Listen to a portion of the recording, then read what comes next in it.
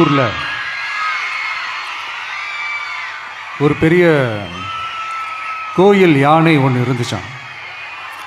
அது ரொம்ப உஷாரான யானையாம், அதை ஏமாற்றவே முடியாதான். அப்படிப்பட்ட அந்த யானையை அந்த ஊரில் இருந்த ஒரு ஜெகஜால கில்லாடி ஒருத்தர் வந்து ரொம்ப ஈஸியாக ஏமாற்றிட்டாராம். எப்படி ஏமாத்தினார் அப்படின்னா, அந்த தேங்காய் மூடிக்குள்ளே இருந்த அந்த தேங்காய்க்கு பதிலாக சுண்ணாம்பை வச்சு அது ஒரு நெஜ தேங்காய் மாதிரி அதை ரெடி பண்ணி அதை யானைக்கிட்ட நீட்டி இருக்கிறார். யானையும் அந்த தும்பிக்கையை வச்சு அதை வாயில் போட்டு சாப்பிட்ருச்சான்.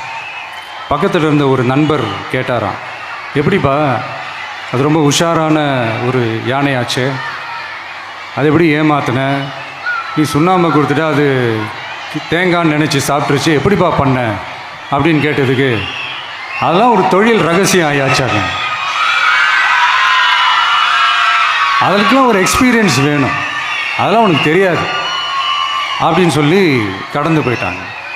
திருப்பி ரொம்ப நாள் கழித்து அந்த மிஸ்டர் ஜெகஜாலம்ஸும் அந்த ஃப்ரெண்டும் மீட் பண்ணியிருக்காங்க. அப்போ அந்த யானை டாபிக் வந்திருக்குது. அப்போ அந்த ஃப்ரெண்டு கேட்டாராம், பாவம் அந்த யானை அது உஷாரான யானை தான், எப்படி ஏமாந்துச்சுன்னு தெரியல, எனக்கு என்னமோ அது வந்து அன்றைக்கி ஒரே ஒரு தடவை தெரியாமல் ஏமாந்துருக்குமோ அப்படின்னு நான் நினைக்கிறேன் அப்படின்னு அந்த ஃப்ரெண்டு சொன்னான். உடனே, ஓஹோ, அப்போ உனக்கு என்னோடய டேலண்ட் மேலே உனக்கு நம்பிக்கை இல்லை அப்படியா, சரி இப்போ பார்க்கலாமா, செகண்ட் டேர்ம் என்ன பண்ணுறோம் பார்க்குறியா அப்படின்னு சொல்லிட்டு திருப்பி அந்த யானைக்கிட்ட போய் ஒரு வாழைப்பழம், அந்த உள்ளே இருக்கிற அந்த பழத்தை எடுத்து வெளியில் போட்டுட்டு உள்ளே ஒரு பஞ்சை வச்சு திருப்பி அதே மாதிரி ஒரு நெஜ வாழைப்பழம் மாதிரி அதை ரெடி பண்ணி தெனாவட்டா அந்த யானைக்கிட்ட நீட்டியிருக்கார். அந்த யானையும் தும்பிக்கையை அப்படியே பக்கத்தில் கொண்டு வந்து அவனை ஒரு சொல்லிட்டு அப்படியே தூக்கி போட்டு, அதுக்கப்புறம் என்ன நடந்திருக்குன்னு உங்களுக்கே தெரியும்.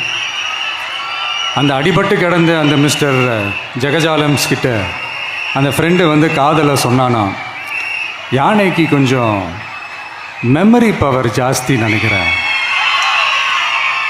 அப்படின்ட்டு.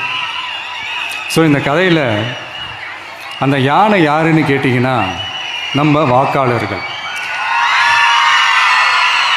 அந்த மிஸ்டர் ஜெகஜாலம்ஸ் யாருன்னு கேட்டிங்கன்னா அது உங்கள் மைண்டுக்கு யாராவது வந்தாங்கன்னா அதுக்கு நிர்வாகம் பொறுப்பு இல்லை ராஜா.